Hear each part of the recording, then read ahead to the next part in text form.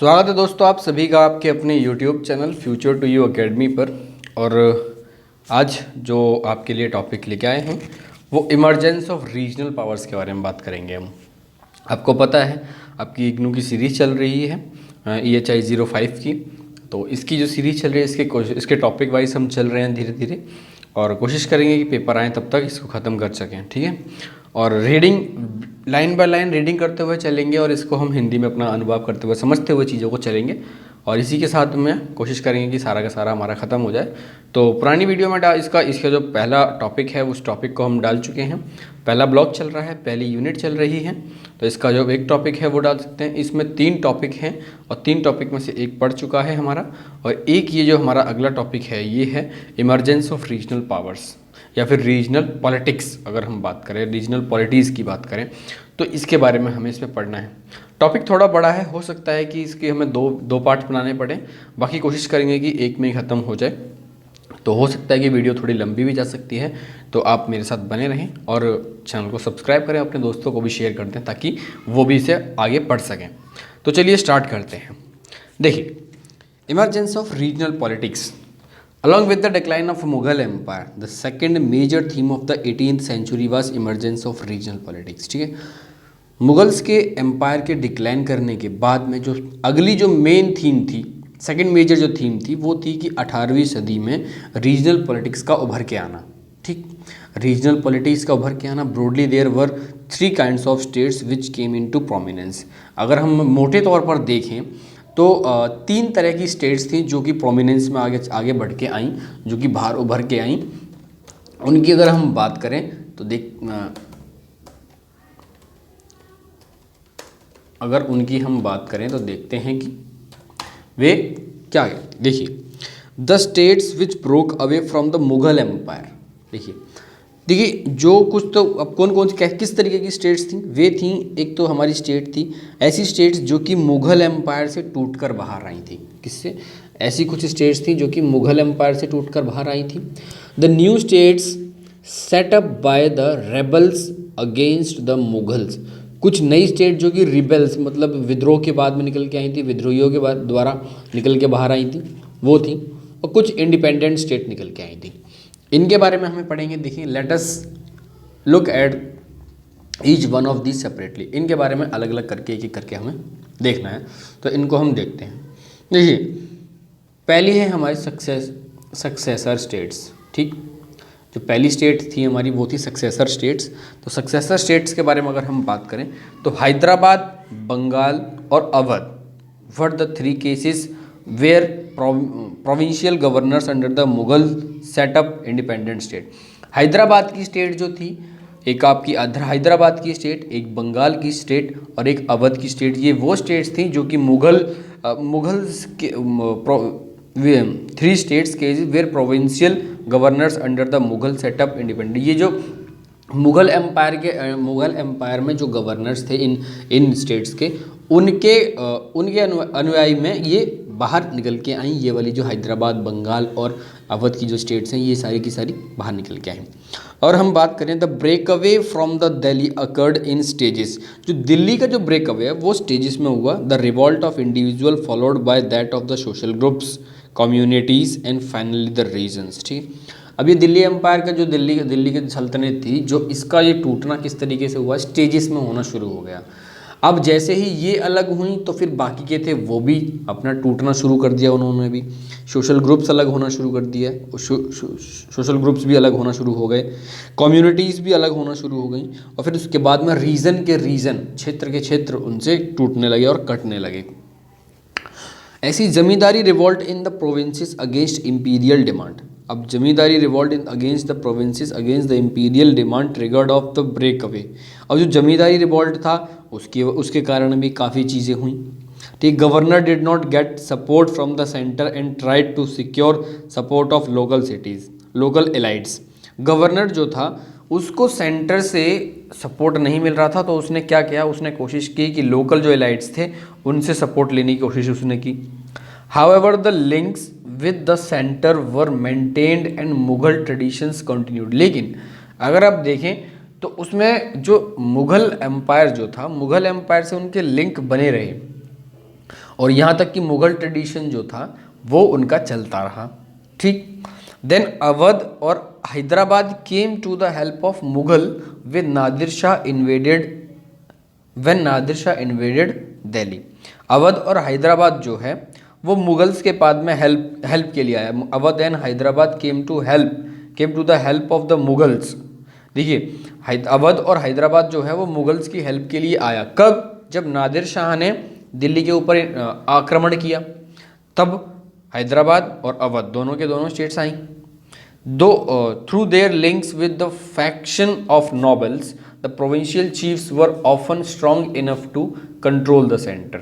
ठीक है, उनकी जो लिंक्स थे फैक्शंस ऑफ नॉबल्स के प्रोविंशियल चीफ्स थे, उनका कंट्रोल या फिर वो कुछ ज़्यादा ही स्ट्रॉन्ग थे सेंटर को कंट्रोल करने के लिए। Hence the changes in the polity in this period में more appropriately be characterized as transformation rather than collapse।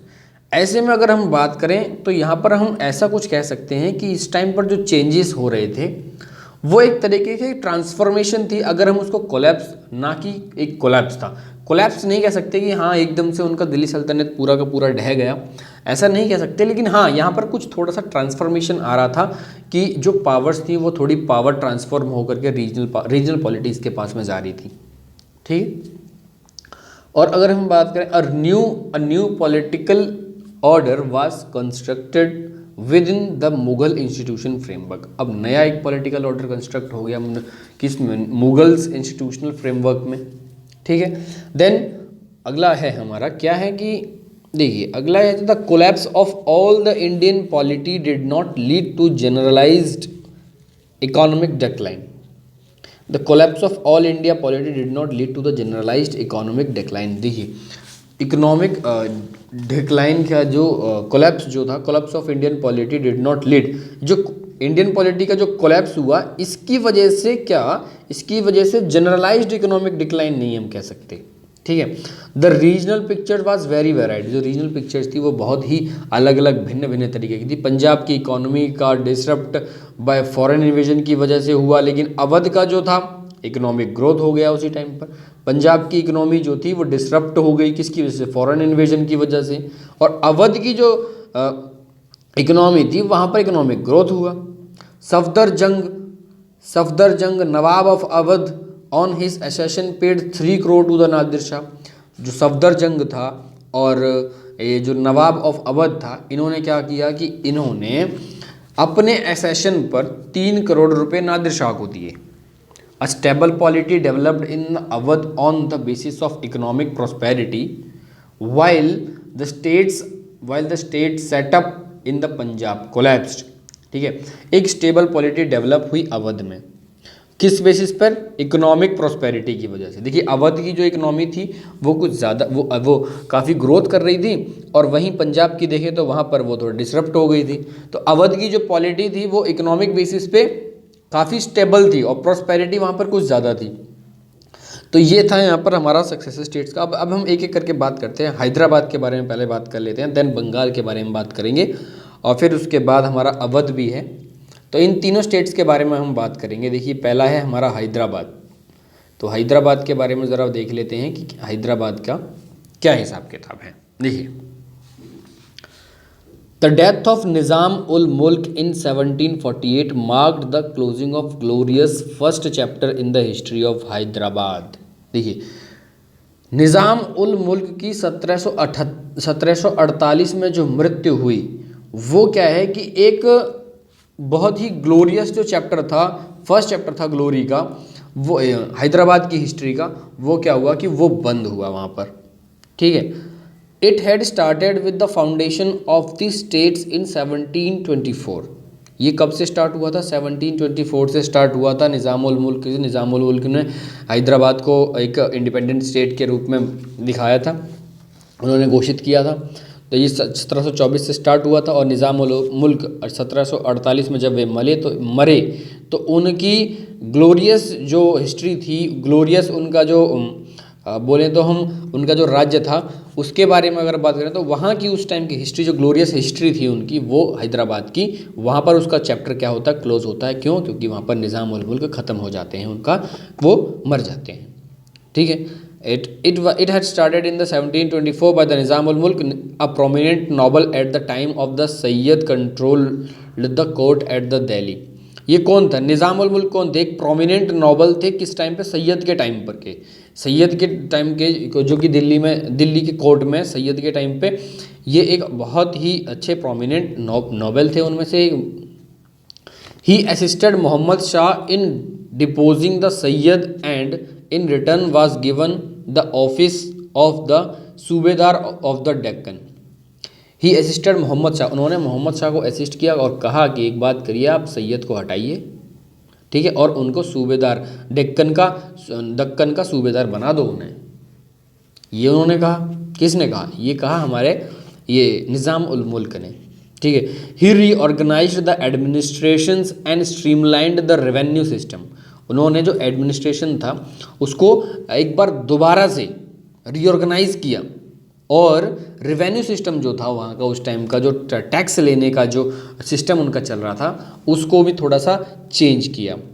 और after a brief tenure as wazir at Delhi from 1722 to 1724 he return to Deccan to set up a state which was independent in practice. देखिए 1722 से लेकर के 1724 तक वजीर के रूप में उन्होंने अपना टेन्योर वजीर के रूप में अपना रहे। देन वो लौटकर डेक्कन आए और डेक्कन आने के बाद में क्या हुआ कि उन्होंने अपनी एक इंडिपेंडेंट स्टेट जो कि डेक्कन की थी उसको प्रैक्टिस करने के लिए वहाँ पे आ गए। Though he continue to declare allegiance to the Mughal emperor, the formation of regional elite gave stability to this independence. और Karen Leonard has shown in her study of Hyderabad political system the formation of regional elites give stability. देखिए जो उस time के regional एलाइट्स जो थे, अब यहाँ पर अगर हम बात करें कि इलाइट कौन होते हैं, तो अगर हम इलाइट की बात करें तो देखिए इलाइट जो होते हैं हमारे, वो होते हैं अभिजात वर्ग जो होता है।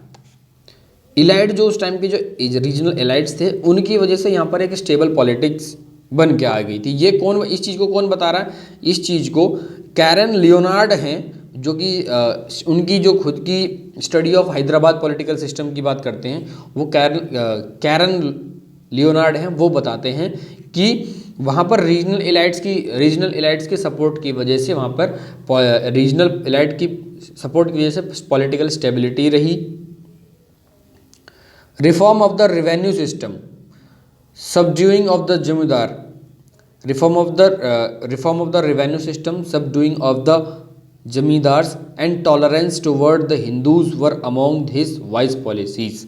देखिए अब इनकी कुछ पॉलिसीज़ थी, कुछ काफ़ी अच्छी पॉलिसीज़ थी, जिसमें कि वो बताते हैं कि देखिए उनका जो एक तो रेवेन्यू सिस्टम का जो उन्होंने रिफॉर्म किया वो बहुत अच्छी सिस्टम, उनकी जो पॉलिसी बहुत अच्छी थी। और सबड्यूइंग द जमींदार्स, अब जमींदार को सबड्यू करना था इनको, ठीक है। अगर हम बात करें सबड्यूइंग द जमींदार्स, उन्होंने क्या किया कि जो जमींदार थे उस टाइम के उनको जीत लिया, जमींदार को जीत लिया। मतलब उनकी जो ऐसा उन्होंने दिखाया कि हाँ हम तुम्हारे ही हैं, तो उनकी फीलिंग्स को जीत लिया इन लोगों ने क्या कह रहा हूँ, मतलब ये जो वजीर, ये हमारे जो निज़ाम उल मुल्क हैं उन्होंने। और tolerance toward the Hindu were the among the his wise policies. अब हिंदूज के लिए टॉलरेंस का बिहेवियर रखते थे ये लोग, ये। देन देखिए उसके बाद अगर हम आगे बात करें, but his death in the 1748 exposed Hyderabad to the machination of the Marathas. लेकिन उनकी जब डेथ हुई 1748 में, तो हैदराबाद को एक machination of Marathas and later the foreign companies का मशीन बना, एक तरीके से इन्होंने छोड़ दिया। देखिए जब उनकी डेथ हुई तो हैदराबाद को अब क्या हुआ कि हैदराबाद किसके लिए हो गया था? ये मान लो यहाँ पर अंग्रेज़ों को और बाकी जो लोग बाहर के जो फिरंगी आए हुए थे उनके लिए अब इन्होंने क्या कि अब रास्ता छोड़ दिया था, या फिर बोल सकते हैं कि खुला छोड़ दिया था कि अब ये लोग आराम से आकर के यहाँ पर अपना जो सिस्टम था वो ढंग से सेटअप कर सकते थे। अब इन्हें कोई रोकने टोकने वाला था नहीं। तो ये यहाँ पर ये एक बहुत ही बोल सकते हैं कि बहुत ही गलत काम हुआ था यहाँ पर, कि मराठा, इनकी मौत के बाद में कोई यहाँ पर अच्छा रूलर नहीं आ पाया। And later the foreign companies the Marathas invaded the states at will and imposed chauth. अब मराठास ने क्या किया कि स्टेट को मराठास ने, देखिए इनके मरने के बाद में मराठास ने इसको कैप्चर किया। कैप्चर करने के बाद में वहाँ पर क्या हुआ कि वहाँ पे चौथ जो थी उसको लगा दिया, चौथ नाम का जो टैक्स था वो लगा दिया अपॉन द हेल्पलेस इनहेबिटेंट्स, जो हेल्पलेस इनहेबिटेंट्स थे उनके ऊपर लगा दिया। अगर हम बात करें चलिए तो आपका ये जो चौथ है, ज़रा चौथ के बारे में हम देख लेते हैं कि चौथ क्या चीज़ है। देखिए कर तो है, इतना तो हमको पता है कि ये एक टैक्स है, तो टैक्स है, इसके बारे में ज़रा देखते हैं कि चौथ वाज द रेगुलर टैक्स और tribute imposed from the early 18th century by the Marathas Empire in the Indian subcontinent. It was an annual tax nominally levied at the 25% of the revenue or produce, hence the name। देखिए चौथ जो था ना एक annual tax था, ये किसके ऊपर था, रेवेन्यू या फिर आपने कितनी कमाई की या फिर कितना आपने उगाया, इसके ऊपर 25% टैक्स देना पड़ता था। तो ये वो था कि हेल्पलेस लोगों के ऊपर भी इन लोगों ने लगा दिया। ठीक, चौथ। अब निज़ाम उल मुल्क का जो बेटा था, निज़ाम उल मुल्क सन नाजिर जंग एंड ग्रैंडसन मुजफ्फर जंग entered into the bloody war of the succession. देखिए अब निज़ाम उल मुल्क का बेटा जिसका नाम था नाजिर जंग और उनका ग्रैंडसन मुजफ्फर जंग, ये दोनों के दोनों अब एक बोल सकते हैं कि हम वार में, युद्ध में आ गए। इनको ये युद्ध करने लग गए एक दूसरे से। The French under the Dupleix used this opportunity to play off one group against the other and supported Muzaffar Jung who gave them handsome monetary and territorial reward. हाँ जी, देखिए जो इस टाइम पे फ्रेंच जो थे, फ्रेंच ने क्या किया, फ्रेंच, अब यहाँ पर ऐसा क्या हुआ, ये दोनों के दोनों मुजफ्फर जंग और नाजिर जंग, ये दोनों के दोनों अलग अलग थे, ये दोनों लड़ने लग गए आसपास में। किसके लिए, भैया गद्दी मैं लूंगा, गद्दी मैं लूंगा, ये लड़ाई इनमें चल रही थी। अब इस चीज का फ्रेंच ने, जो फ्रेंच लोग आए हुए थे, फ्रांसीसी आए हुए थे, उन्होंने उठा लिया इसका फायदा। उन्होंने क्या फायदा उठाया, वो क्या हुआ कि एक जो था फ्रांस वाले किसी एक के साथ हो गए, ब्रिटिश किसी एक के साथ हो गए, लड़ाई कराते रहे इनमें और अपना फायदा देखते रहे। ये हमेशा से होता रहा है। देखिए देन उसके बाद opportunity to play off the group against one another supported Muzaffar Jung, French ने मुजफ्फर जंग को सपोर्ट किया। Who gave them handsome monetary और द टेरिटोरियल रिवार्ड्स, जिसकी वजह से देखिए जब मुजफ्फर जंग को इन लोगों ने फ्रांसीसियों ने सपोर्ट किया, तो क्या हुआ कि उसने मुजफ्फर जंग ने इन लोगों को पैसा, हैंडसम मॉनेटरी और टेरिटोरियल रिवार्ड भी दिया। देन बंगाल की अगर हम बात कर लें, चलिए आइए अब हम बंगाल पे ज़रा देख लेते हैं। बंगाल का भी कुछ हिसाब किताब है। देखिए independence in practice and allegiance in name to the power at the Delhi marked the rule of Nawab of Bengal। देखिए independence in practice and allegiance in the name of power at the Delhi. अब जो practice में उनकी जो स्वतंत्रता थी और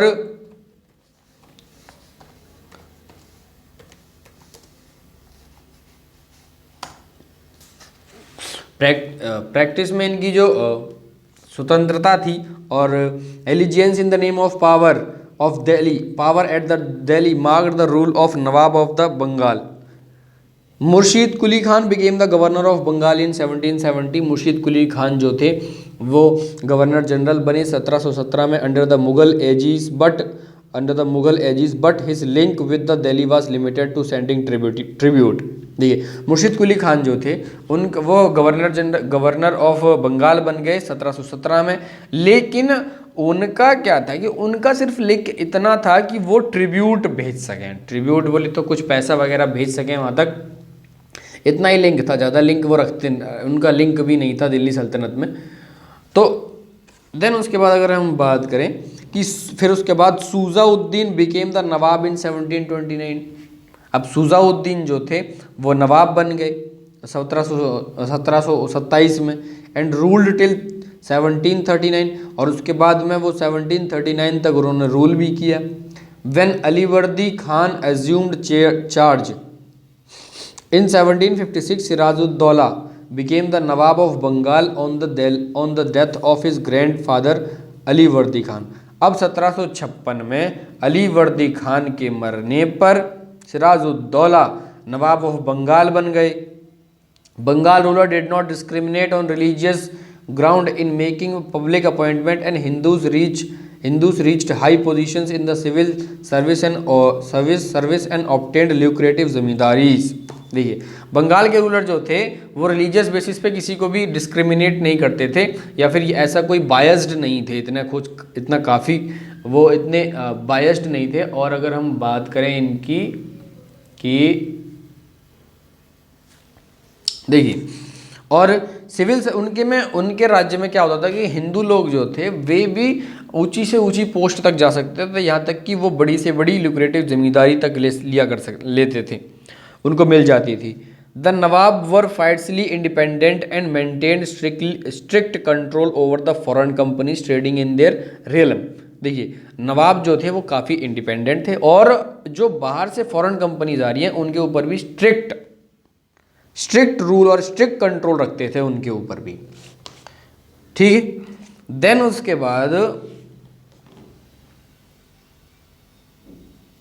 fortification were rightly not allowed in the French and the English factories at the Chandarnagar and Calcutta, nor did the Nawab concede to their special privileges. देखिए अब अंग्रेज और फ्रांसीसी दोनों के दोनों चाहते थे कि भैया एक काम करो, ये जो किलाबंदी कर लो. किलाबंदी का मतलब क्या होता है, दीवार लगा लो अपनी फैक्ट्री है उसके चारों तरफ. तो ऐसा वो दीवार लगाने की अनुमति मांग रहे थे, लेकिन नवाब जो थे बंगाल के उन्होंने क्या था कि उन्होंने दी नहीं उनको.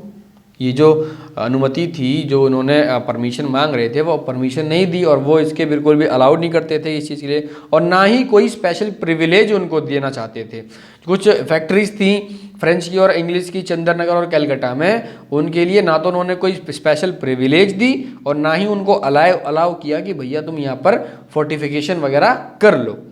The sovereignty of the ruler was upheld even in the face of threats of British East India Company to use force to obtain its end. Sovereignty जो थी, the sovereignty of the ruler was upheld even in the face of threat of the British East India Company to use force to obtain its end. However, the Nawab suffered defeat at the hands of British because of their weak and meagre army and their underestimation of danger posed by the company. देखिए यहाँ पर जो नवाब क्या था, उनको किससे, अंग्रेजों से डिफीट मिला. क्यों? उनका कारण, डिफीट का कारण सिर्फ यही था कि उन लोगों ने एक तो अंडर एस्टिमेट कर लिया कंपनी की पावर को, और उनकी जो आर्मी थी वो इतनी काफ़ी स्ट्रांग नहीं थी, काफ़ी वीक आर्मी थी. एक ये भी कारण पड़ा. The British victory at Plassey in 1757 inaugurated a new phase in the British relation with the India. अब जो अंग्रेजों का जो प्लासी का जो युद्ध था 1757 का, तो उससे क्या हुआ कि अब ब्रिटिश रिलेशन जो थे इंडिया के साथ में, उसके लिए एक नया फेज़ आ गया. British relation with the India, इसमें एक नया फेज़ आ गया. इसके बाद हमारा है अवध का. ज़रा देखते हैं कि अवध का क्या है. देखिए सादत खान बुरहान उल मुल्क gradually secured the independence of Awadh after his appointment as governor in 1722. अब याद रखिएगा, हैदराबाद के हैं निज़ाम उल मुल्क जिन्होंने इसको सेटअप किया था, बंगाल के हैं मुर्शीद कुली खान, और अवध के हैं सादत खान बुरहान उल मुल्क. इन्होंने इसको इस्टेब्लिश किया. अवध आफ्टर इस अपॉइंटमेंट, उनके जो अपॉइंटमेंट हुई गवर्नर के रूप में 1722 में, तब main problem in Awadh was posed by the zamindars who not only refuse to pay land revenue but behaved like an autonomous chiefs with their forts and armies. अब देखिए जो जमींदार थे कुछ, ठीक है, कुछ जमींदार थे. यहाँ पर मेन प्रॉब्लम्स ये थी कि यहाँ के जो जमींदार थे, यहाँ के जो जमींदार थे आपके,